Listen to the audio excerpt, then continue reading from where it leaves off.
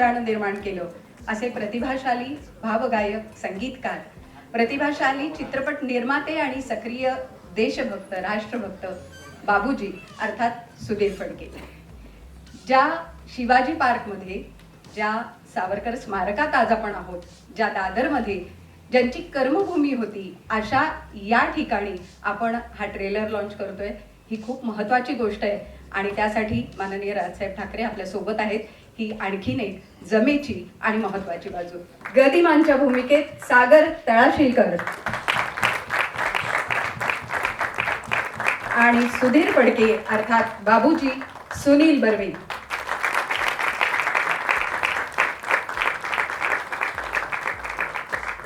गदिमा आणि बाबूजींनी मध्यभागी उभं राहून मला वाटतं केंद्रस्थानी तेच होते आणि त्यामुळेच हा सगळा इतिहास घडला. आणि आता या सगळ्यांचं कौतुक करण्यासाठी आजचे आपले प्रमुख पाहुणे माननीय राजसाहेब ठाकरे यांना मी विनंती करते की त्यांनी मंचावर यावं.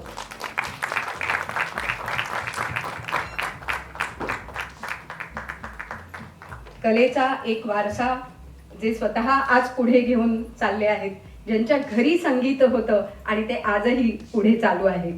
मी चित्रपटाचे प्रस्तुत करते सौरभ गाडगे यांना विनंती करते की त्यांनी पुष्पगुच्छ देऊन राजसाहेबांचं स्वागत करावं.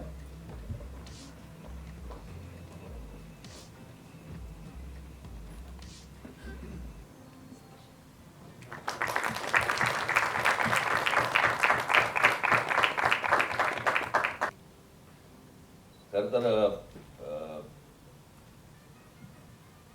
योगेश देशपांडे दिवशी माझ्याकडे आले आणि मला तरी सांगितलं की अशा प्रकारचा बायोपिक आम्ही बाबूजींवरती करतोय. खूप कमी लोक आहेत अशी त्याच्यावरती बायोपिक होऊ शकते.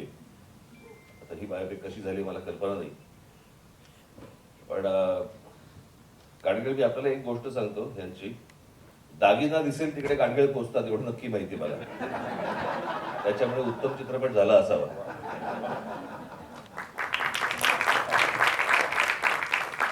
बाबूजींबरोबरचा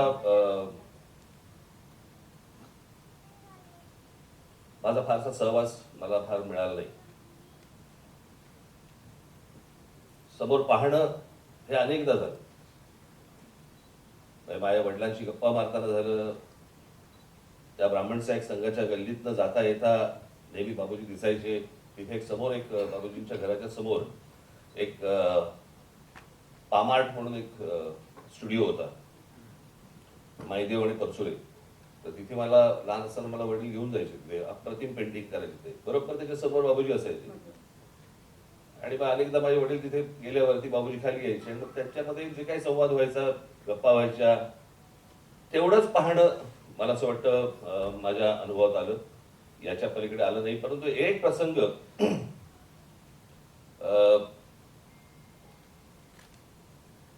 बाबूजींची गाणी काय होती, बाबूजी काय होते, किंवा एक अशा प्रकारचा एक प्रसंग मला अनुभवायला मिळाला.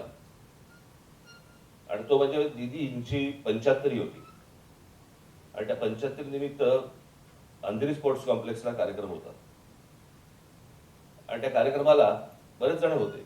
मी होतो, उद्धव होता, अर्थात दीदी होत्या, पण लालकृष्ण अडवाणीजी तिकडे त्या कार्यक्रमाला आले होते. आणि मग प्रत्येकाचे काही भाषण बिषण वगैरे सगळं चालू होतं. अचानक माझा हात कोणीतरी खेचला. पण मी असं बघितलं तर माझ्या एक जण सोडून अडवाणीजी उभे होते आणि मला म्हणाले इकडे. मी जवळ गेलो. मला म्हणाले दीदींना सांगशील का की ज्योती कलश छलके म्हणतील का त्या. मला म्हणाले तुम्ही इतर कोणाचं ऐकतील असं वाटत नाही. काय लोकांचे गैरसमज असतात. मी म्हटलं मी प्रयत्न करतो. पण मी दीदींपाशी गेलो. दीदीला म्हटलं की असं असं आठवड्याची म्हणतात की ज्योती कलश छलकेचे 2 ओळी तुम्ही म्हणाल का. त्यांनी दीदींनी असं आळूस अडवाणीजींकडे बघितलं, माईक हातामध्ये घेतला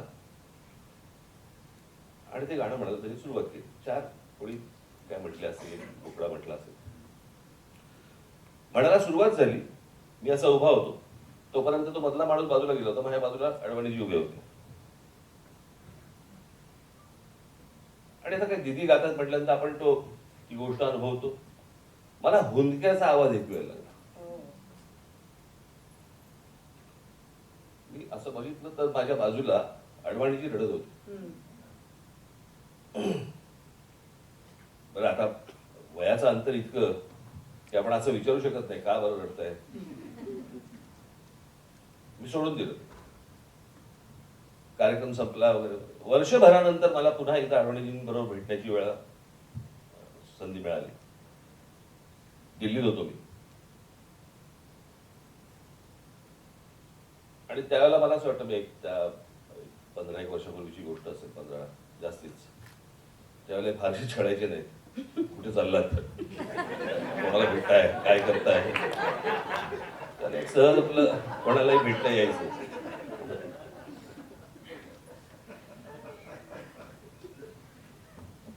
तर मी अडवाणीजींच्या घरी गेलो. मग गप्पा वगैरे झाल्या.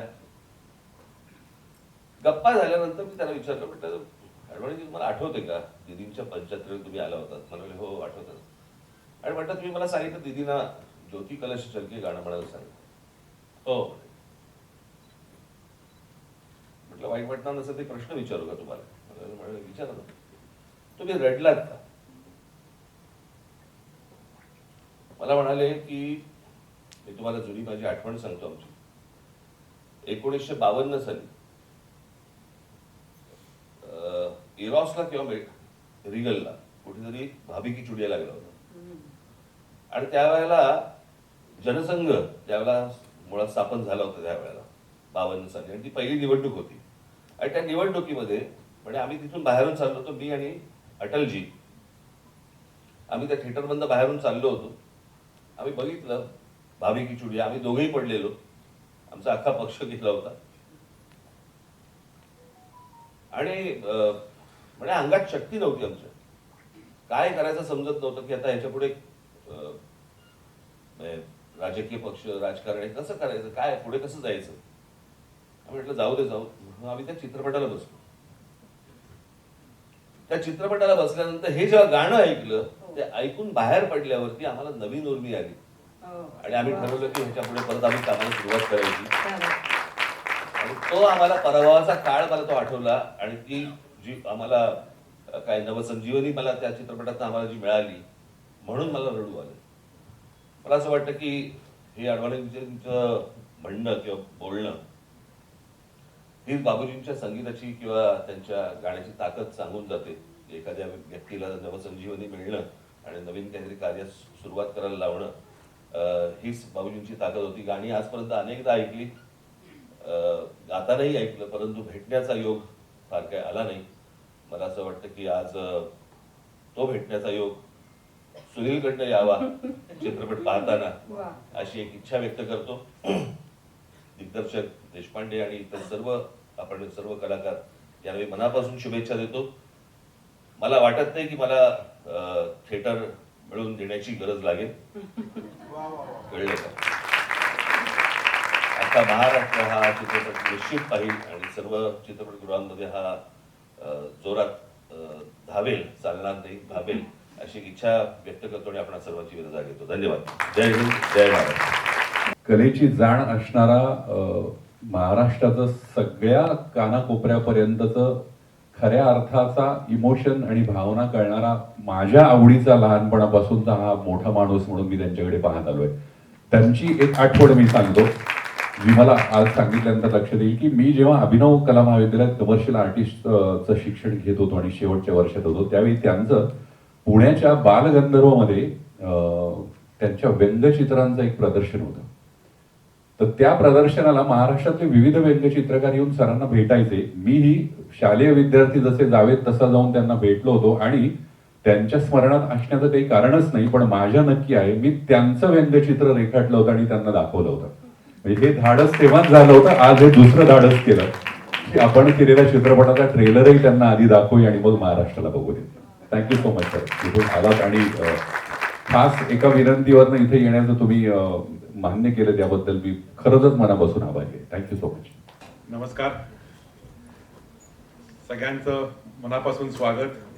आज आदरणीय राजसाहेबांनी या चित्रपटाच्या ट्रेलरचं आत्ताच लॉन्च केला आणि यापेक्षा मोठी गोष्ट काय असू शकते की मराठी कला, मराठी संस्कृतीची आवड आणि ती जपणारे व्यक्ती श्री राजसाहेब ठाकरेंच्या हस्ते आज हा कार्यक्रम पार पडतोय. मी फार वेळ घेणार नाही कारण हे माझं क्षेत्र नाही आहे.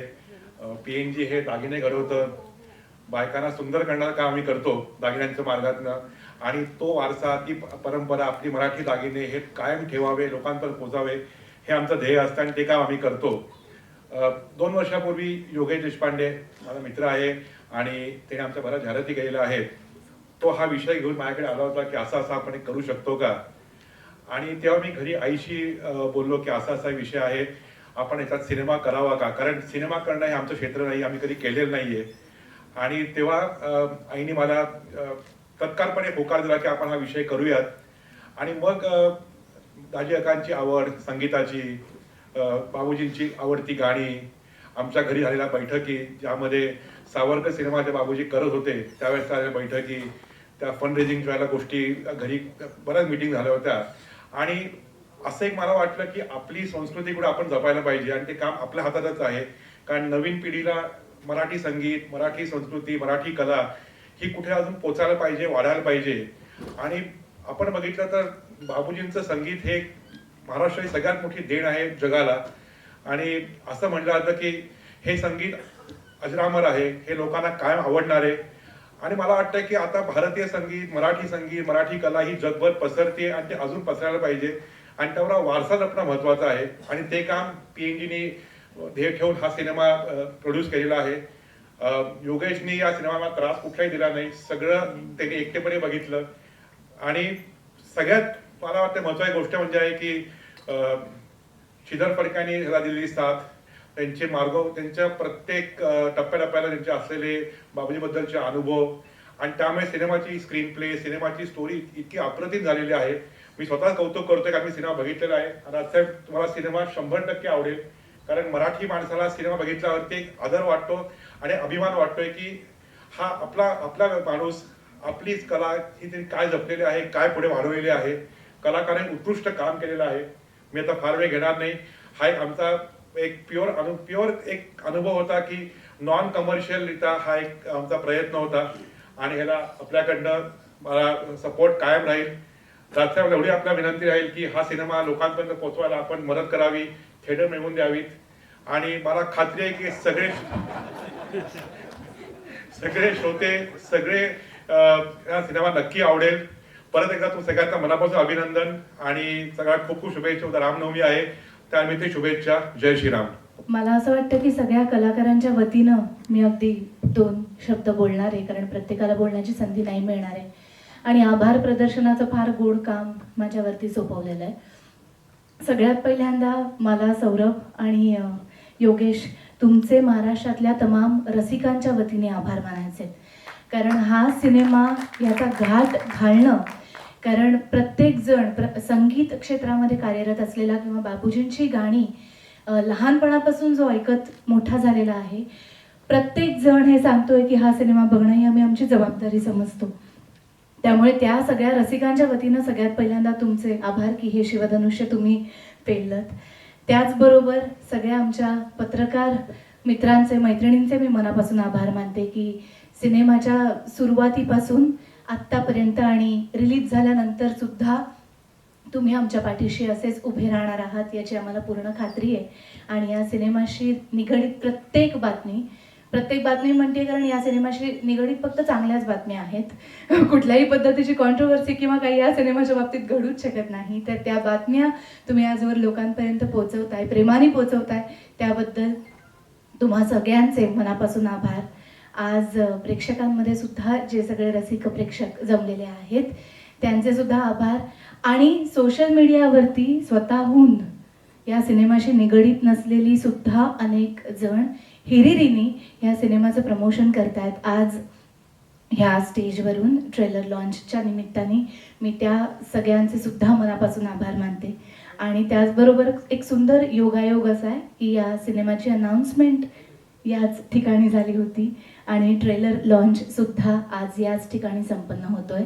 तोही एक खूप छान योगायोग आहे. त्यामुळे ऑडिटोरियम चे जे मालक आहेत त्यांचे सुद्धा मी मनापासून आभार मानते. साऊंड सिस्टीम, लाईट्स ज्यांनी केलेले आहेत, या सिनेमाशी निगडीत प्रत्येकजण, सगळे HODs त्यांचे पण मी आभार मानते. आणि अर्थातच सगळ्या शेवटी उत्तराताई, तुझे सुद्धा खूप खूप आभार. आजचा कार्यक्रम सूत्रसंचालनाची जबाबदारी तू पार पाडलीस. आणि अर्थातच मी श्री राजसाहेब ठाकरे यांचे मनापासून आभार मानते. आमच्या सगळ्या कलाकारांच्या वतीनं आभार मानते. कारण मराठी सिनेमाच्या पाठीमागे आत्तापर्यंत तुम्ही खंबीरपणे उभे राहिलेले आहात आणि तुमचा खरोखरच आम्हा सगळ्यांना आधार वाटतो. आज तुमच्या हस्ते ट्रेलर लॉन्च होणं हे आमच्या सगळ्यांसाठी खूप आनंदाचं आहे. पुन्हा भेटत राहू, कारण ट्रेलरच्या रूपाने आणखीन नवीन चित्रपटाबद्दलची माहिती तुम्हाला मिळालेली आहे. आणि 1 मेची आम्ही सगळेजण आतुरतेने वाट बघतो. योगेश, सिनेमा थिएटरमध्ये जाऊन सगळ्यांनी बघावा एवढीच मी विनंती करते. आणि हे आभार प्रदर्शनाचं काम मी संपवते. धन्यवाद.